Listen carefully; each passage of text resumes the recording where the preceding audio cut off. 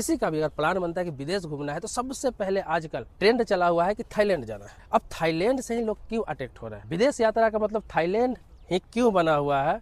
वो भी सिर्फ मर्दों में, चाहे किसी भी उम्र का है, सिर्फ मर्दों में थाईलैंड जाने का होड़ मचा हुआ है। जा भी रहे हैं। मैं हाल ही में थाईलैंड से आया हूँ, थाईलैंड गया था, तो मैंने इस चीज़ को महसूस किया, एहसास किया, आंखों से देखा। हकीकत में हर जगह इस तरह के ऑफर किए जाते हैं, बिल्कुल ही आसानी से अवेलेबल है। जैसे अपने यहाँ चाय, पान, सिगरेट, सुट्टा मिल जाता है ना, इसी तरह वहाँ पे लड़कियाँ मिल जाती है। थाईलैंड की बात करूँ तो सबसे ज़्यादा फेमस है आपको पटाया हो गया, बैंकॉक हो गया, फुकेट हो गया, बहुत सारी जगह है। हर जगह वॉकिंग स्ट्रीट आपको मिलेगा और वॉकिंग स्ट्रीट में बहुत सारे क्लब मिलेंगे। खास तौर पर इसके मामले में बता दूं, पटाया काफ़ी फेमस है। और जो भी शहर है थाईलैंड का, जो मैंने आपको बताया, फिर इसके अलावा भी बहुत सारे शहर है जहाँ पे लोग जाते हैं घूमने के लिए। कोई भी सिटी ये नहीं कि बहुत बड़ा है, बहुत ज़्यादा लंबा चौड़ा है। कहीं भी जाएंगे ना कोई भी शहर में, तो जो क्लब वगैरह एंजॉय करने की चीज़ें हैं, वॉकिंग स्ट्रीट है, वो आपको 4 से 5 किलोमीटर के अंदर में रेंज में ही खत्म हो जाता है। लेकिन उतनी ही दूरी में आपको इतना मज़ा आएगा कि उससे बाहर निकलने का मन नहीं करेगा। जैसे पटाया की बात करूँ तो पटाया की 5 किलोमीटर के रेंज में ही सारी टूरिस्ट पैलेस है। चाहे वो वॉकिंग स्ट्रीट हो गया, चाहे आपको हनी 2 हनी 3 हो गया, चाहे आपको पटाया बीच हो गया, इसके अलावा बड़े बड़े रिसोर्ट हो गए वहाँ पे, तो सारे के सारे 4 से 5 किलोमीटर के अंदर में ही है। तो घूमना भी बिल्कुल आसान होता है, बिल्कुल ही आसान होता है। किसी भी जगह आपको पहुँचना है तो बहुत बड़ा खर्च नहीं लगता है ट्रेवल में। आप आसानी से कहीं भी पहुँच सकते हैं। इस कोने से उस कोना भी घूमना है तो आसानी से पहुँच सकते हैं।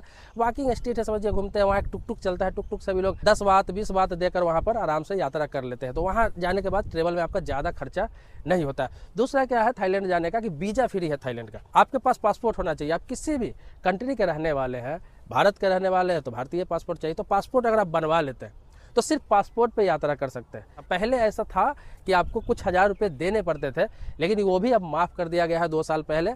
अब कोई भी वीज़ा का चार्ज नहीं लगता। आप एयरपोर्ट पे जाते हैं, इमिग्रेशन काउंटर पर जाते हैं, बस वहाँ पे चेकिंग होता है आपका पासपोर्ट और आपको वीज़ा इशू कर दिया जाता है। आप आराम से उस देश में एंट्री ले लेते हैं, कोई दिक्कत नहीं होता। सारा व्यवस्था एयरपोर्ट पे ही रहता है। आपको ना ऑनलाइन वीज़ा लेना पड़ता है, ना किसी प्रकार का आपको वीज़ा की झंझट है। तो एक तो वीज़ा फ्री है। अब पैकेज की बात करूँ तो बहुत आसानी से वहाँ का पैकेज अवेलेबल हो जाता है। कोई भी ट्रेवल एजेंट को पकड़ते हैं, ट्रेवल एजेंसी को पकड़ते हैं, कहीं भी किसी भी शहर का, आसानी से आपको थाईलैंड के लिए आपको पैकेज दे देगा कभी भी। तो कोई दिक्कत ही नहीं है। थाईलैंड में हमेशा आपको होटल अवेलेबल मिल जाएगा, हमेशा फ्लाइट अवेलेबल मिल जाएगा, कभी भी जा सकते हैं। हमेशा एक तरह का माहौल मिल जाता है। लेकिन खास तौर पर लोग वहाँ जाना पसंद करते हैं नवंबर, दिसंबर, जनवरी, फरवरी, ये जो होता है ना वहाँ पे, उस टाइम में लोग ज़्यादा वहाँ पे पहुँचते हैं। इंडियंस तो खास तौर पर ज़्यादा पहुँचते हैं। दूसरा क्या है कि जब वहाँ पर आप जाएंगे ना तो बहुत इंडियंस मिल जाएगा। आपको ये लगेगा कि मैं थाईलैंड में नहीं, आजकल तो ये लगता है कि मैं इंडिया में हूँ। क्लब की बात करूँ जो पटाया में है, जो वॉकिंग स्ट्रीट पर क्लब है, जितने बड़े बड़े क्लब है वो इंडियंस के। नाम मैं आपको बता दे रहा हूँ कि जलवा क्लब, जन्नत क्लब, बॉस क्लब, नशा क्लब, ये सारे इंडियंस, नाम भी इंडियंस है और इंडियन के क्लब ये मालिक ही उसका इंडियन है। और पूरे रात जब ये क्लब में आप जाएंगे ना, पूरे रात आप खड़ा होकर देख लेना, डांस करना, झूमना, सब कुछ करना। एंट्री फ्री होता है। जब आप ड्रिंक करेंगे तो उसका चार्जेज आपको देना पड़ता है। और बहुत सारी लड़कियां वहाँ अवेलेबल हो जाती है जिसके साथ आप डांस कर सकते हैं, पार्टी कर सकते हैं, उसको लेकर होटल जा सकते हैं। सारी सुविधा वो लोग उपलब्ध कराते हैं भाई साहब। यही सब वहाँ पे चलता है और सारे इंडियंस का है। और पूरी रात हिंदी गाना चलता है। सबसे खास बात जो बताने वाला था मैं आपको, पूरी रात, यहाँ तक कि भोजपुरी गाना, पंजाबी गाना, यही पूरी रात चलता रहता है वहाँ पर। उसमें मैंने सुना ही नहीं कि कोई थाई गाना चल रहा हो, कोई अंग्रेजी गाना चल रहा हो, कोई दूसरे देश का गाना चल रहा हो।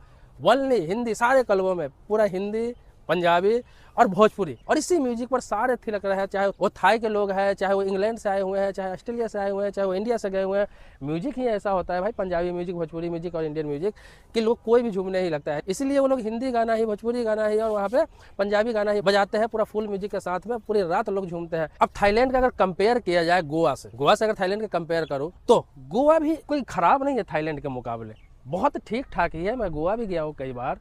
लेकिन गोवा से लोग इसलिए भाग रहे हैं, एक तो है कि देखिए कितना भी अच्छा जगह है, आपके देश में है ना, तो आपको लगा तो लोकल है, ये मेरे देश में ही है, ना पासपोर्ट लगता है, ना वीज़ा लगता है, ये तो लोकल जगह है, कभी भी चला जाऊँगा। वो क्या होता है, उतना ही पैसा में विदेश का फीलिंग मिल जाता है और नाम भी हो जाता है कि मैं विदेश गया था। अगर 4-5 दिन ठहरना चाहते हैं तो आपको 40 से लेकर 50,000 60,000 तक बढ़िया पैकेज मिल जाता है, जिसमें आपका फ्लाइट टिकट, होटल, खाना, घूमना सब कुछ रहता है। तो अलग से तो आप लाख रुपया भी लेकर जाएंगे तो अगर खर्च करना चाहे तो कम पड़ जाएगा आपको, लेकिन पैकेज ठीक ठाक रेट में मिल जाता है आपको। जितना में लोग गोवा घूमने जाते हैं 50-60 हज़ार रुपया खर्च करके, उतना में आप थाईलैंड घूम करके आ सकते हैं। अगर वो सब नहीं करना चाहते हैं तब, क्लब में जाएंगे, घूम के आ गए, कोई दिक्कत नहीं, इसको कोई खर्चा नहीं है। बियर शेयर पियेंगे थोड़ा बहुत, मानिए कि 1500-2000 रुपया आप खर्च कर लिए इंडियंस, 3000 रुपया खर्च कर लिए, मान लीजिए कि एक आध दिन एंजॉय भी कर लिया तो ज़्यादा फर्क नहीं पड़ता है। लेकिन आप चाहेंगे कि नहीं 5-7 दिन हम डेली वहाँ पे फुल एंजॉय करें, फुल मस्ती करें, पूल पार्टी करें, क्योंकि पूल पार्टी भी वहाँ का बहुत मशहूर है। पूल पार्टी तो ऐसे होता है भाई साहब, आप देख के दंग रह जाएंगे। एक पूल होता है, स्विमिंग पूल होता है, जिसमें जितने भी टूरिस्ट जाते हैं उस पैकेज को लेकर सभी नहाते रहते हैं, और लड़कियां जो है प्रोवाइड कराया जाता है होटल वाले की तरफ से, पैकेज वालों की तरफ से ही। तो इसीलिए मैंने जो भी देखा वहाँ पे, बहुत सारी चीज़ों को मैंने देखा।